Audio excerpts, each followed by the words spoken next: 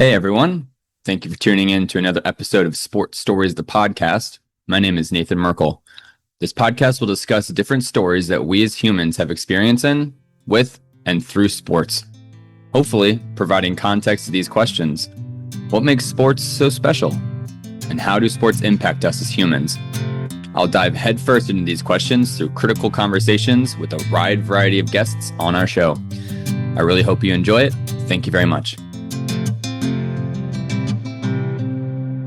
All right, everyone. Thank you again for joining me for another episode of Sports Stories, the podcast. I'm really excited about this next episode. I have a guest. Her name is Alexia P. Hammonds. She's the founder of Eat, Sweat, Undress. Eat, Sweat, Undress is a beauty, fitness, and lifestyle brand that encourages all things that make women feel exceptional. After 15 years in this industry, she's actually decided to pursue her PhD at the University of Illinois. And her brand, Eat, Sweat, Undress, has been showcased on a bunch of different platforms like Black Enterprise, Forbes, NBC, D Magazine, and Dallas Radio. And most notably, Alexia has been credited as the first Black woman to craft a perfume collection in Grasse, France, which is the historical home for all things perfumes. So, Alexia, it's very nice to have you on the podcast, and thank you for joining. Thank you for having me. I am very excited to be talking to you, especially something that is sports related and something about academia. I'm so used to having discussions about simply beauty and fitness. So thank you for having me. Yeah, thanks. I'm really excited. I'd love to sort of kick off and just hear your journey as to how you maybe started or came up with the idea to start this business of yours and sort of where it took you through your life. Yes, so I definitely think it's important to note that I sold the company. Okay. So I'm no longer part of it. So I have had going on 23 years in the fashion, wellness, and beauty and fitness industry. And I've always had a love for that in all of that in this arena. So I am classically trained in dance, specifically in ballet, modern and contemporary. And with that comes along having to eat well and be fit and exercise. And so I've always been pretty disciplined about that. Of course, I'm human, so we fall off the wagon every now and then, but the discipline always brings me back to home base. Through that, I've always been an avid sports lover. Um, I went to school for political science, but I danced in undergrad. And so just fast forwarding a little bit, I dropped out my senior year for personal reasons, got classically trained in the authentic, original form of Pilates, the way Joseph Pilates intended for his work to be carried on. And I used to get invited all the time to come on and do to film fitness segments. And so with that, I used to always ask, hey, can I do fashion and beauty segments? I'm into that too, and I'm really good at it. And this is what I want to do. So I put my segments together with someone with no formal media training. I'm just a creative person. Anyway, so with getting trained in classical Pilates and yoga and already dance and water conditioning, I started working at a studio. Then I was introduced to working with professional athletes, models. And when I say models, I mean models signed to big agencies that are walking runways at Fashion Week in Milan and Paris and in New York. And on magazine covers. So that's a very specific demographic because working with them, they have to maintain and build lean muscle mass without adding bulk because models have to still fit in a certain size. They can't get too big, but they still have to be firm. So it's a science to it. So with that, it's kind of the same with working with athletes. You're working with someone's $1 million investment and working with professional athletes. You're working with their training staff and their team doctors. So it's not like working with someone, a client that comes into the studio or an older adult. The doctors give me their files, so I'm looking at their injuries. I have to give them a treatment plan and work within that. So it's very calculated and very managed. But I did enjoy working with athletes internationally.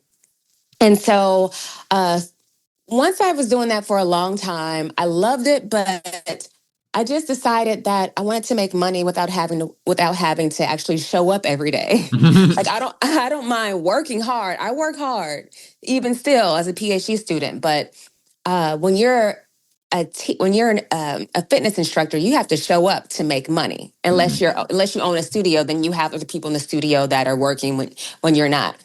But if you own the business and the contracts like I did and have people working under me, I have to work all the time.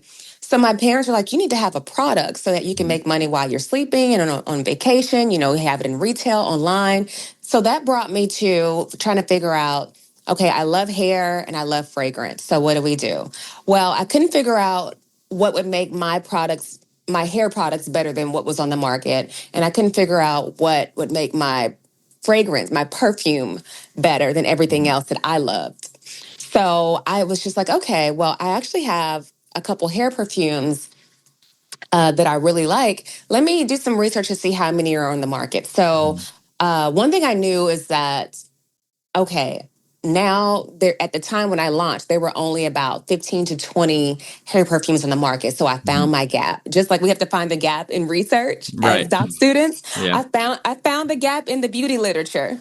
Yeah. So It's so funny. yeah, Beauty literature. yeah, it's in the beauty literature. So Yeah. I'm like, okay, I can fill this gap. And so then I looked Mhm. at, so just being a fragrance aficionado on the consumer side, I knew that, okay, when you get a fragrance that's made in France, it's going to cost more. The ingredients are of a premium. It's going to usually it has a higher perfume oil content, which means it's Mhm. going to last longer, and a lower ethanol alcohol rate. Mhm. So that's how you know if it's a good long standing high quality fragrance, not just by the price. Okay. So then I also knew that, okay, if I get it made in Grasse, France, Mhm. then that really will make me look like I know what I'm doing, and Mhm. because I didn't, not on the professional side. On the Yeah. consumer side, I could tell you everything you need to know about a fragrance. But on the side of being a manufacturer, being a perfumer, that was fish out of water for me. But I'm a quick study. So I learned and got my information. And I also have had a lot of great connections in the beauty industry that pointed me in the direction that I needed to go in with some really amazing people. Mhm. So I found my way to a couple of perfumers down in Grasse, France. And anyone that knows fragrance knows that the perfumers down in Grasse, they're very picky with the projects they take on Mhm. because having made in Grasse, France gives your product a certain cachet, and they know that. And so they can be picky. They don't need everybody's money. They don't need everyone's products from, especially not a small unknown person that, Yeah. you know, And so when I set out to do this, Nathan, I didn't know that I was going to be the first Black woman to create a hair perfume of any kind Mhm. internationally. And then the first in Grasse, France to create a fragrance of any kind. And then the Mhm. first in France to create a hair perfume. So a lot of firsts. But I think what I was super proud of is knowing that I'm the first internationally, just period, to Black woman to create a hair perfume. Mhm. And I mean, that's huge. And so like in 2025, there are hundreds on the market. Yep. So it's just as flooded and oversaturated as the regular body perfume industry. So Yeah. created that. I had a lot of great success. And then once I got to the end of doing that, and selling. A friend of mine, a college friend of mine, who is now the president of Grambling State University, which Mhm. always reminds me that we're getting old, that we're the age of being able to be university presidents. Mhm. He said, it's you should look at coming back to finish your degree. And I said yes once, and it was a couple months went by, like I got enrolled and everything. And then Mhm. I just said, I don't have time for this because I was going through the sale of my company and it was really stressful. I remember he called me one day. He was like, how is school going? I was like, oh, I dropped out again. He was like, Alexia, what is going on? I'm like, friend, I'm in the middle of selling this company. It's stressful and it's expensive with these attorneys that are $500 an hour. I'm Mhm. stressed. I can't focus on this. But once I got through that and I reached out to him, I said, okay, I'm ready now. He did all of the back end work. And so when I left college in 2004, I only left with needing 3 classes. Well, 20 years later, and then my major not being there anymore, the quickest way to get out was to do general studies with a dance minor, and it would take a year. So in my mind, I'm just going to do this, and then I'll be done. My parents that have PhDs, they'll be happy that their little dropout daughter now has a bachelor's. We can say she's a college graduate. Yep. But when I got there, I started training some of the NCAA teams and speaking with some of the athletic administrators there. They said, you should think about getting a master's in sport administration or sport management, because at a small HBCU like Grambling State University, you're so much more to these kids, to these athletes, than just their yoga and Pilates and water conditioning instructor. You're their mentor, you're their auntie, you're their big sis, you're a confidant. And so I thought about it and I said, you know what? Okay, great. And so that led me to Jackson State University, where I got my master's from, and I got my master's in sport management. I was blessed with the opportunity to be a visiting graduate at Columbia in Columbia University in New York. That was an amazing experience for sure, and I learned a lot. And I remember Dr. Lee, my master's thesis advisor. He said, "You should think about getting a PhD." And I was like, "What?" I just learned research methods. Like, what? It's funny. It What? feels like all these faculty members are trying to just lure you back in. Like, hey, you Yes, should think it's about like, this. And you're like, what? yes. I really feel like I'm a Christian woman, so I really feel like God placed people in my path to get me to a goal to get me on a goal and a journey that has always been his plan, that is still not crystal clear to me, but Yeah. is making more sense as I walk and just follow blindly in faith Yeah. with doing the work. And that's just really how I feel.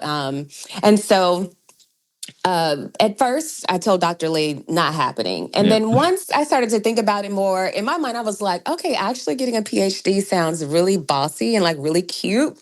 Let's do it. I'm like, let's do it. That's cute. Dr. Lex. Yes, I love it.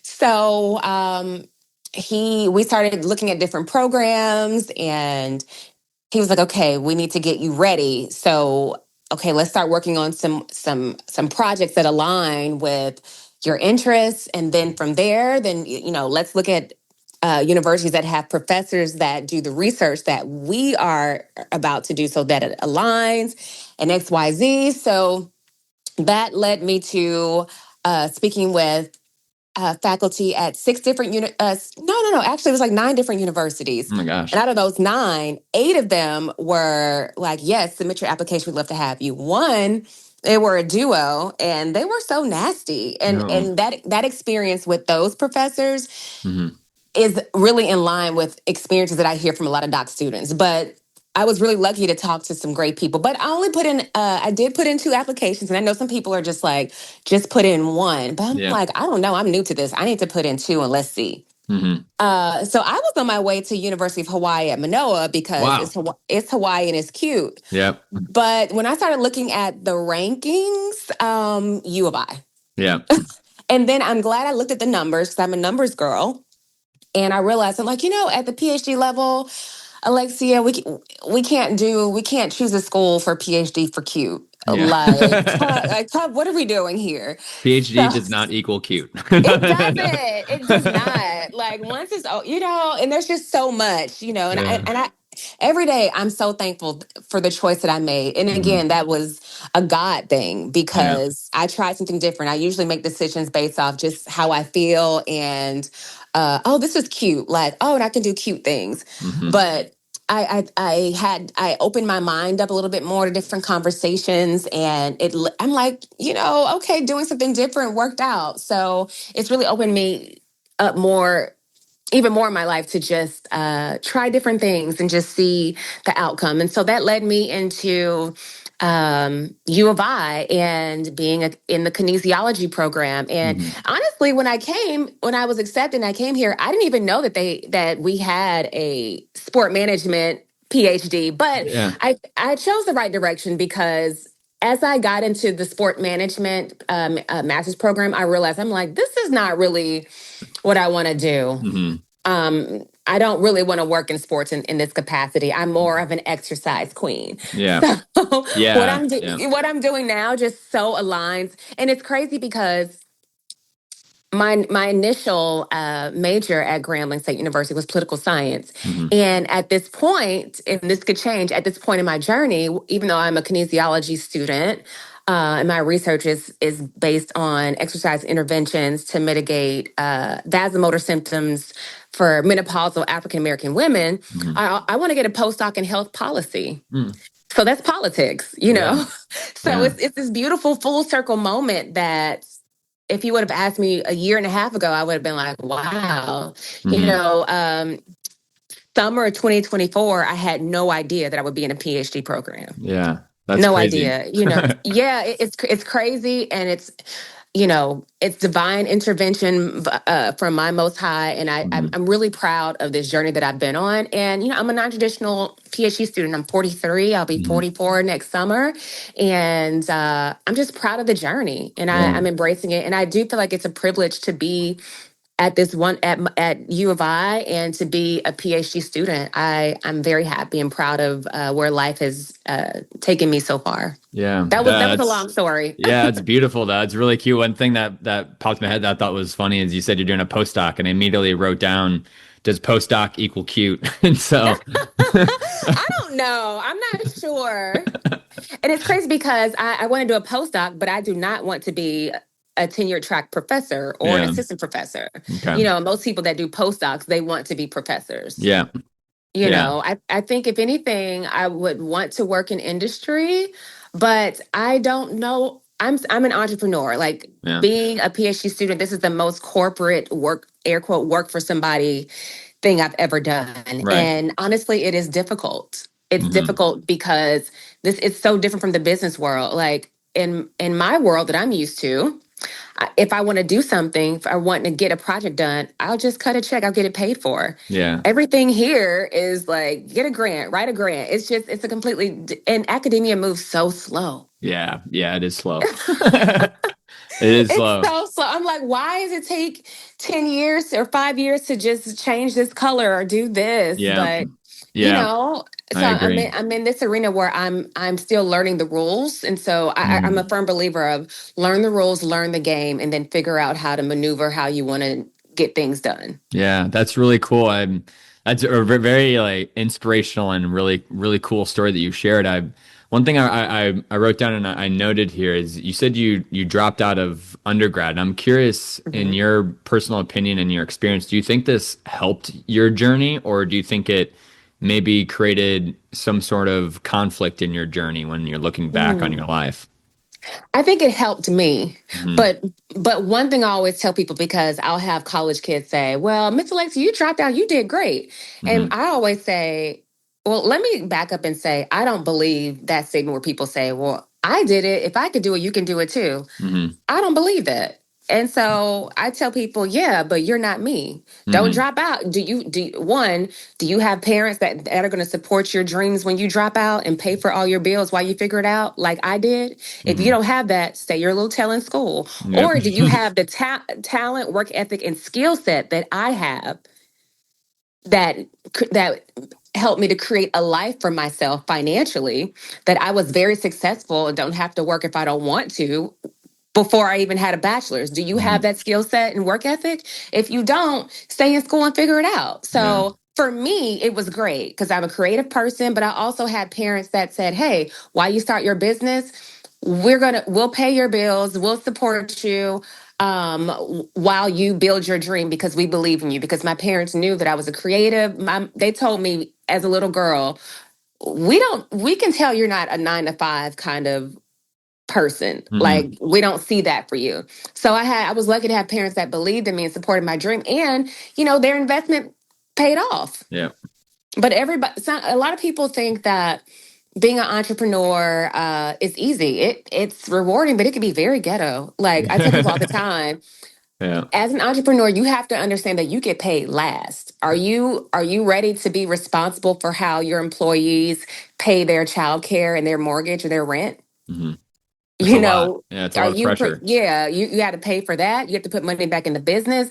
And you're lucky if you turn a profit year one. Hmm. People don't like to have those conversations. Right. That's So, yeah. So, for my work ethic and for the support that I had from my family, dropping out was amazing for me. Yeah, that's very interesting. And you said that your parents knew early on that you weren't a traditional, like maybe 9 to 5er and that you Hmm. were really creative. I'm curious, do you think in some form of your life, was there any instance or some form of inspiration that you draw from that you think kind of fuels this inspiration or creativeness that you have? Or do you think this is just a natural, like God-given talent that you have to just be creative and see creative things? I think it's a God given talent that I've honed over the years and Mm-hmm. had parents that supported my creativity. Hmm. I, to this day, one thing that I continue to do that I did as a little girl, I go out in nature and collect rocks and tumble them. Yeah. Wow. And I used to make jewelry and sell it. I used to Hmm. go around selling like anything. And it's Hmm. funny now because I would go around and sell like packs of like grass fertilizer, like so Wow. random, and thinking I was doing big things. But as an adult, I'm like, oh, my neighbors just thought it was cute that the little girl next door was just selling something. They wanted to buy it. Yeah. Not that it was like something amazing that I was selling, but that support from my neighborhood gave me a boost of confidence that I could do anything and I could create and sell. And, Hmm. so that was very important too. I had a community of people that supported me. Yeah, that's really cool. I think that's very important to have community around you. Support And my delusions. yeah, exactly. And that it sort of leans into I have another question that you mentioned about going through the life that you did and the experiences that you did. I'm curious if did you ever have like a mentor that helped you through those, or did you almost sort of learn like throwing yourself into the fire and learning, like when shit hit the fan, like you learn right then and there, or did you have someone like by your side helping you every step of the way?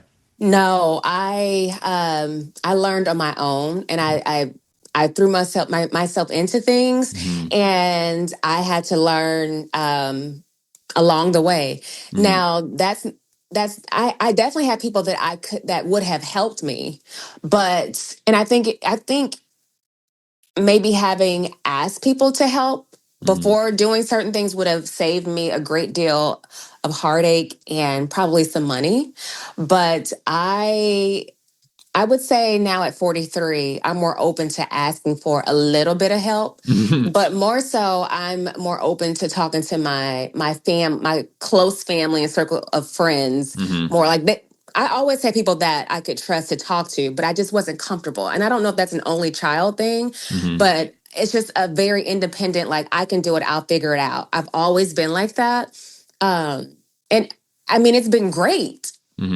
productivity wise, but it's Yeah. also been really hard, like learning hard lessons in real time versus if I'd asked someone to guide me through before making certain steps, or even when I messed up, trying to course correct by just being open enough to go talk to someone and ask.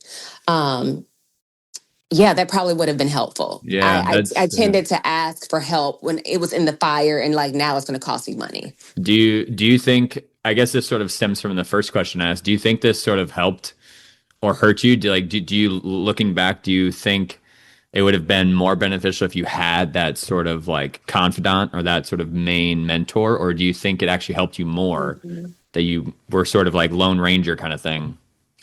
Oh, I think it's twofold. I think for my for Eats What Undress, um, it would have been beneficial. Hmm. To that end, although a lot of mistakes were made, Hmm.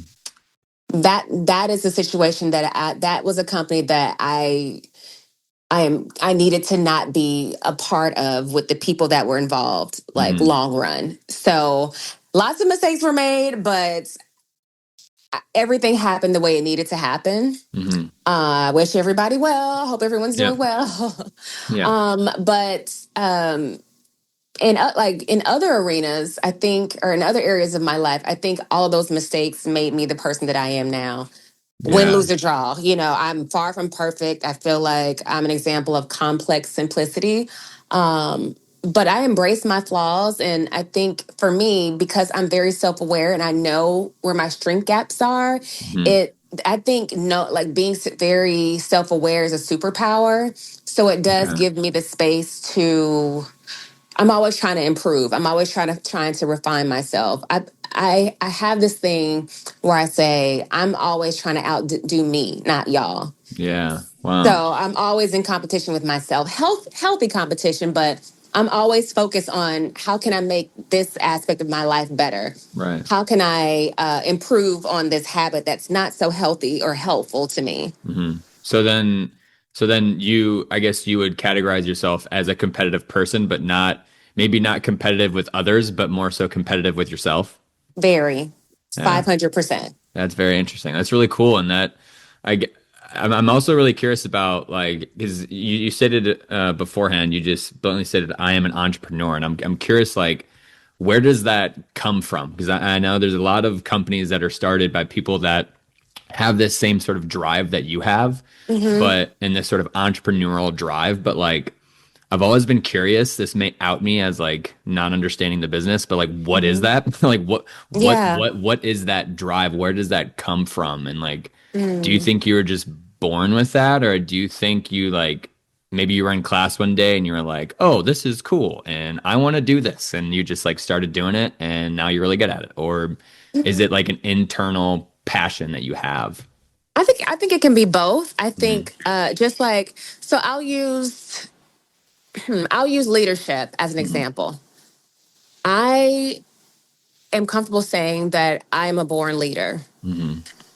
That being said, just because you're born with leadership ability or just a natural born leader, Hmm. leadership skills still have to be learned and you have to hone them if you Hmm. want to be. And if you just like I was born with creativity. I was born with uh, the talent to teach. Hmm. I try to run from that all the time. I'm like I told myself I'm never going to be. I don't want to teach yoga and Pilates or any. I don't want to teach fitness anymore.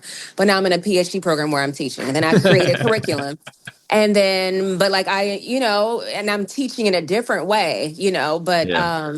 so I'm like, okay, maybe this is something I can't run from. But with that, those skills have to still be refined and honed if I want to be the best teacher I can be in whatever arena that is. I Right. think some people are born entrepreneurs, but you still have to hone that craft. I think for me, being an entrepreneur just came because anything that I've ever wanted to do, it didn't exist, or people didn't want to give me a seat at the table. So I created my own opportunities in my own spot. Just the same way that I have done in my PhD program. There are Hmm. things that I wanted to see that didn't exist, and there are things that I wanted to do or be a part of, and people didn't they weren't welcoming. So that's Hmm. fine. I'm used to creating my own opportunity, and then you'll see why you should have wanted me at the table. But that's cool. We're here Hmm. now, and Right. you see what I'm about. Hmm. Right. That's really cool. And I think that's very like very important that what you honed in on is understanding the traits or characteristics that you're born with. And Hmm. like I think it's very important that when you want to pursue these things, I think you have to understand where you're coming from, and I also I guess how and like what God gifted you to begin Right. with, and then all Hmm. just because He gifted you with it doesn't mean you're already going to be an expert in that gift. And so I Exactly. think it was very important what you hit on is like even though you may be gifted some form of trait or some form of like personality trait, that sort of thing, like you still have to craft it, and you still have to Yes. keep doing it and working on it. And I thought that was really cool and inspirational to hear. Thank you. Yeah. Yeah, and I'm really curious. This is sort of a business, a more entrepreneurial business question. And when you were deciding to launch this product and you're wanting to sort of be this entrepreneur, what sort of, I guess, checklist items need to be done? I know this may be a long question, but like when you're thinking of starting a product or starting a business, what's like the very first thing that you got to do? Do you just like what is it? Do you go to like I don't know, did you go to like companies and sell it to them and be like, "Hey, sell my product," or like what is it that? how did you even start? Oh, well, before it's like, hey, sell my product, you have to develop the product. Before you Mm, develop it, you have to know what you want it to look like. right. Before you know what it's going to look like, what you have to know, what do I want to name it? You have to have Yeah. a brand guide. You have to have what colors do you want it to be? Yeah. Who is your target art? Who is your target audience? What is your difference? Like, I always tell people, you can create any product. Like you go down the bread aisle, the toilet tissue aisle, there's hundreds of brands, Right. but what makes you different? Like if you know what makes you different, by all means, go for it. Right. You know, Interesting. I in having a business, I would say, if you're doing filing like your LLC or Hmm. your limited liability corporation, like figuring that out. Are you working Hmm. with a partner? What's the percentage split? Who's doing what? Is someone a silent partner? Is someone the worker bee? Are you Hmm. splitting it 50-50? Wow. If you have a retail product, you need to know the tax implications when you hit a certain dollar point in different states. Like, where are Hmm. you going to register? Right. Are you going to register in Texas, where it's very friendly to businesses?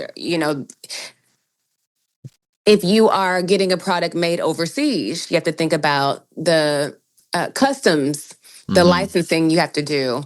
How long is your product good for? Like in the Right. fragrance industry, they usually say around 3 to 5 years, but Hmm. that differs. Like, for example, I wanted an aluminum bottle because the product can last longer because UV rays can't get through the bottle.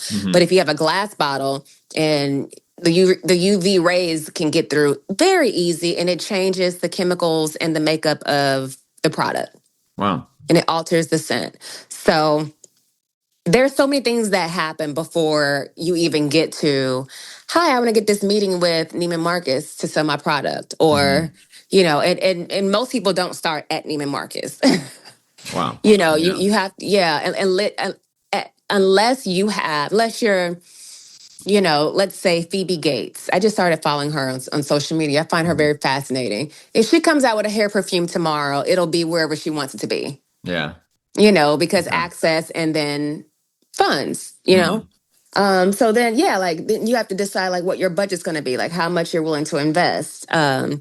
What are your sales projections? So I feel like I got a master's in business while going through the motion in real Yeah, it time. sounds like you don't have a master's in sport management. It sounds like you got a master's in business right Yeah, and let me now. tell you this, along with learning this on my own, I think I learned the most when I was going through getting out of that company with Hmm. my $500 an hour attorney. Oh my gosh, yeah.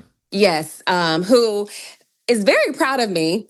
He and Oh, his partner, I just got their holiday cards. I oh. get holiday cards from them. Like, they're shout out to Sam Smith and Sean Hamada in Dallas, Texas. Hmm. Yeah, I mean, Earth Angels. I learned, not only did I learn about business, but I learned how important it is to separate emotions from business so that you're Hmm. making the best decision. And sometimes learning how to let go of something that you started and create that you're so tied to, because when people know how emotional and tied you are to things, they use that as leverage. Right. Yeah. And so that's not a great thing when you're going through a split. Yeah. Yeah. But I also learned a lot about being a better person. Interesting. Yes, like I learned so many things by working with these high-powered attorneys. Yeah. But yeah. So anyway, before I think the most important thing before being ready to sell a product is the foundation, Yeah. how you're going to be Okay. set up, and then who is your customer. Like we hired this firm to create our brand guide, and we spent thousands of dollars on that. So now, like when I have friends that ask me about how do I set this up, I send them this thing that we paid thousands of dollars for. I'm like, what people, other like Bill Gates or whoever, they have family friends. They just, even though they spent millions on these things, they just send it to family and friends so Hmm. that that's friendship and family nepotism. Like, why Hmm. not? I'm Yeah. not gonna have people that I love pay me. Here, I'll give you this if you give me a couple $100. No, I'm not doing this anymore. Like, and me sharing it with you is not going to take anything away from me. Yeah. So I was, on the surface level, I'm like, before you even put in any time or money, look at this brand guide. This is what I would tell people. They ask me for my help. I'm like, I'm gonna send you over this step-by-step brand guide. Once you Mhm. have all this filled out, send it back to me, and then we can talk about help. But most people are not even going to want to do that because they don't think that it takes all that, but it does. Interesting. It's a That's really lot. cool. That's so cool. That's so fascinating. I actually have two questions from what you said. One of them is a personal question that I know you and I have shared interest in fragrance, and I've shown you a couple of clones that I have. Yeah. But I'm curious. You said the UV rays changes the scent in the bottle. So like what? hmm Like can Yeah. So you you want like to, I'm sorry, you go ahead. I don't know. I was just saying, could you like elaborate a bit on that? Like, like, how does like it affects the shelf life of the cologne or the perfume? Like, what does it It, actually do? Do you know? it does. It affects the shelf life of your fragrance because Huh. the sun and the U.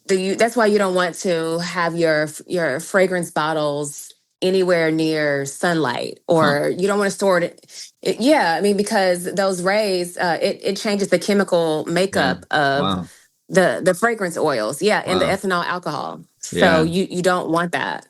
Yeah. I'm sure you don't. That's interesting. And you also said there's a shelf life of.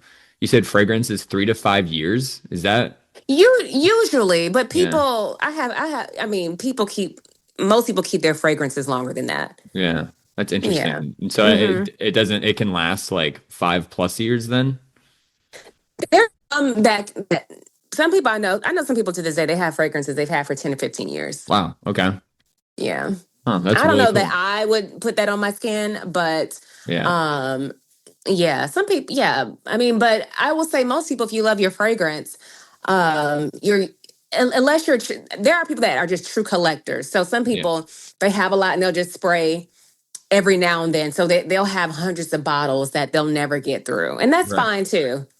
Yeah. That's interesting. That's really cool. And hmm um, I've realized I do have a very keen interest in cologne, and Yeah. I'm almost sort of getting to that stage of collecting, but I feel like I'm almost there. But I love that. yeah. And but another question you said that like the sort of question you asked yourself is like how to be a better person, and I'm curious, like, is there one sort of life lesson that you think you can call out and say that I've learned this the most from launching your own product or the entrepreneurship journey that you went through? Like, what's the biggest maybe life lesson that you sort of took away from it all?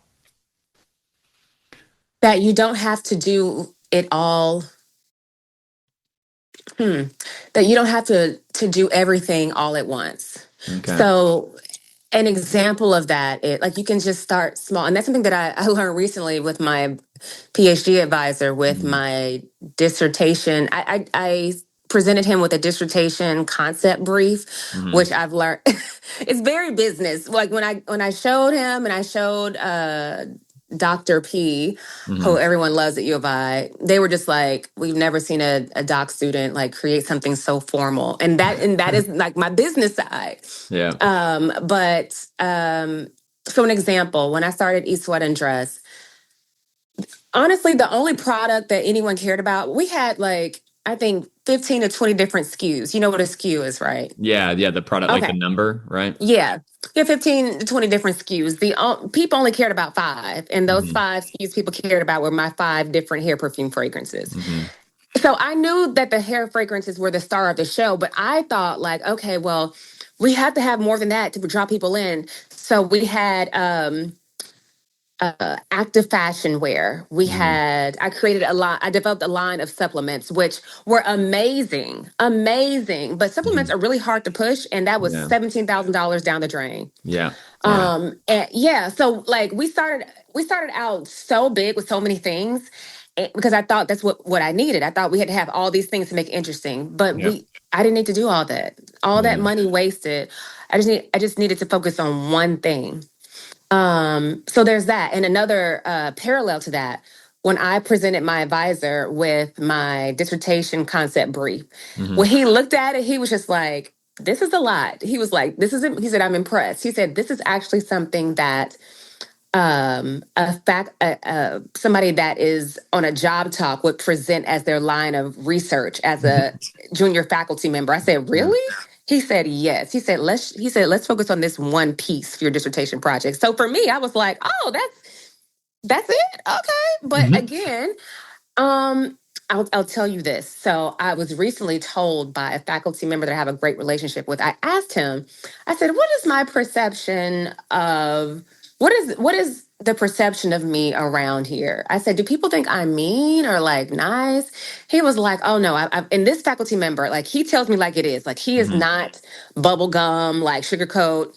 He like kind of stoic with emotions. He said, Hmm. oh no, definitely not that. He said the water cooler chat amongst a lot of people professors is that you're extra.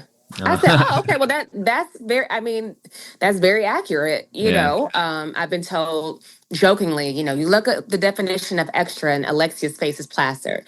So I say that to say that that's just how I am naturally. Like I'm Hmm. always like above and beyond. But I feel like that's worked for me. Like just naturally I do a lot. And so then if I need to be not brought down, but if I Yeah. need to like scale it back a little bit, that makes it so much easier for me. I'm like, oh, it didn't have to be all this, just that. Yeah. Okay. That's nice. So yeah, so I'm still learning that in real time though, but that is a very strong and important lesson that it's okay to just start small. That's really cool. So like maybe don't do everything all at once equals cute or not cute, whatever that. No, no, I'm not even gonna. I don't agree with that. No, I don't agree. That's funny. I'd love to sort of transition to um, your current affairs and the things that you're interested in right now with your PhD and the sort of side of kinesiology and teaching sports and things. And so, I'm just curious if you could elaborate a bit more on like what you're interested in research and what sort of activities that you're doing here at the University of Illinois. Yes, so I am just finishing up my first year as a PhD student, Hmm. and I started in the spring, which is an odd time I've learned for most Hmm. doctoral students to start their program. So Yeah. spring 26 will be the start of year two. Super excited. So my research, I'm in my College of Applied Health Sciences.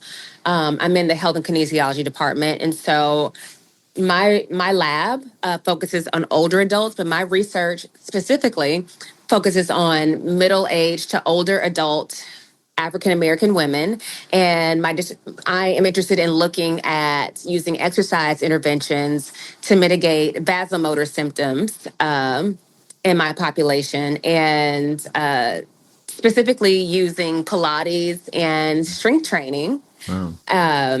And I am interested in looking at how this intervention, the outcomes I want to measure, I want to look at psychological and physiological outcomes because in this area, focusing on African American women and menopause, that's already filling a huge gap. Hmm. And then using exercise interventions with that. And the reason why, other than me being a Black woman, the reason why it's important for me to focus on this population is because African American women have the highest obesity rates of any of our counterparts. Women, menopause research and research studies done on women of all races Hmm. in general is always limited. Usually, if there's a lot of health research that involve women, but we're not the primary focus when we're looking at statistically like the numbers. So I found a lot of my gaps, and now I am working on how I can make a meaningful contribution to the literature with my population in ways that haven't been done before. So I'm excited about that. And so some of the psychological outcomes I'm looking at are depression, mood, affect, Hmm. emotion. And Wow. people get those three things confused because they all have very different measures to look at. Right. And then physiological outcomes that I'm interested in measuring, like saliva, Wow. Yeah, I'm measuring like cortisol through saliva, Hmm. vasomotor symptoms, which that vasomotor symptoms are night sweats and hot flashes. Wow. Okay. Yeah, there's a lot of physiological outcomes that have been measured, but a huge gap in looking at psychological outcomes. Hmm. That's really interesting. Do you have any sort of like end goal with the research? Are you looking to like partner with any sort of organization and do like community initiatives, or is this sort of just a research project for you? Right now, there are some things in the works that I can't discuss yet. Um, Fun? yeah, but long term, I would love to contribute to putting hopefully what I'm hoping to find to be positive outcomes into policy that helps not only on and not just for Black women but for all women. So let me back up. For while I have all these resources at university, I want to focus on my community, and then Hmm. once I am done, I want to focus it. I want to open it up to other minority women and Hmm. also include all women. And so anyway, I want to get a postdoc in policy so that Hmm. I can learn how to do white papers and briefs, Hmm. policy briefs to put my findings into policy to help not on a community level, but hopefully on a state and federal government level. Hmm. So I would love to be a part of that. And so I don't want to be a university professor. I wouldn't mind guest lecturing Yeah. or being like an adjunct, but I would love to write books, maybe be contracted by organizations or community groups that want to put my programs that I've developed in place in their community centers. Hmm. And I would like to be, so say like the Today Show or Oprah Daily Hmm. wants an expert to come in to talk about women's health. I would love for them to call Dr. Alexia. Yeah. That has that does have a nice ring to it. Mhm. Um, so you said since you're doing the postdoc in policy, are you thinking of going into politics, like objectively going into politics, or are you thinking of just trying to enhance policies that revolve around your area of interest? I'm interested. I mean, Yeah. I don't know where this postdoc will lead me. Hmm. And I say that because I always go back to, I mean, I didn't know I was going to, a year and a half ago, I had no idea that I would be a PhD student. So I like to keep my mind open to say, I don't know where that will be. Like I have ideas and plans, but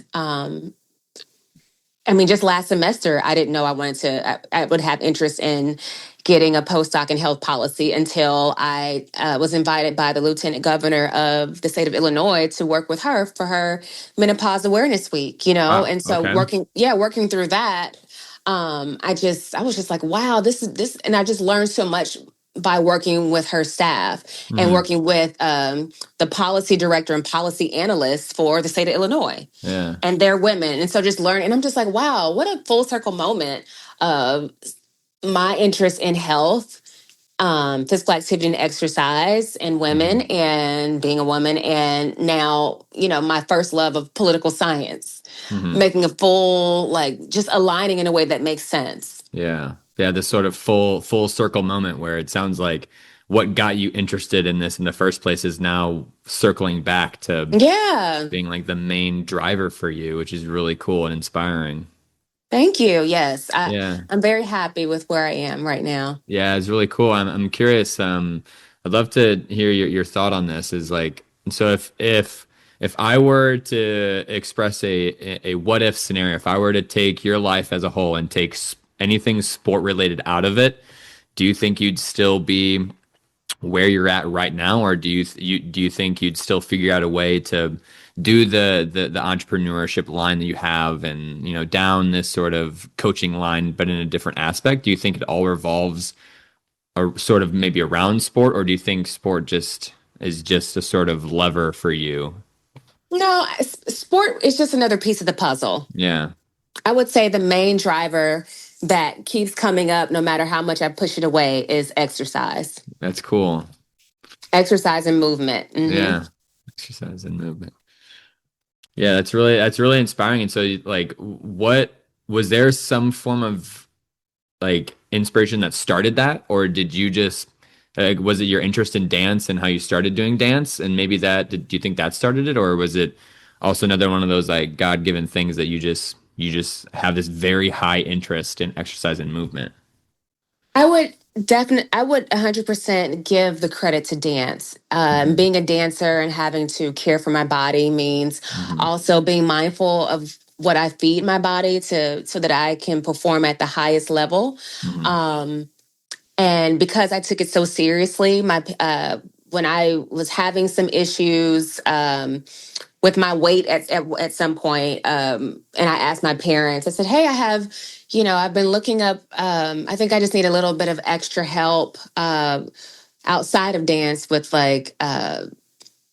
the weights Hmm. and different modalities of cardio." So because my parents are supportive, not because they thought I needed it, but because I expressed interest, they got me a personal trainer. Wow. And so I started, in high school. I would say like my high school started in the eighth grade. For me, I started working with personal trainers and like the best of the best in Atlanta Hmm. in eighth grade. So I've been around exercise at a high level, professional level since 13. Wow. Was there any like specific type of exercise that you gravitate more to? I know you coach Pilates and you're a Pilates instructor and things like that, but is there any other form of exercise like there's CrossFit and the High Rocks movement and all this sort of stuff going on right now? And curious, like what specific sort of exercise do you gravitate towards? So I like full body. So there's a form of exercise, a format called Tabata, and it's Oh. like 20 seconds on, like between 10 to 20 seconds off, like Hmm. 4 to 8 rounds of that. I really love Tabata. I love kickboxing and shadow boxing. I love Yeah.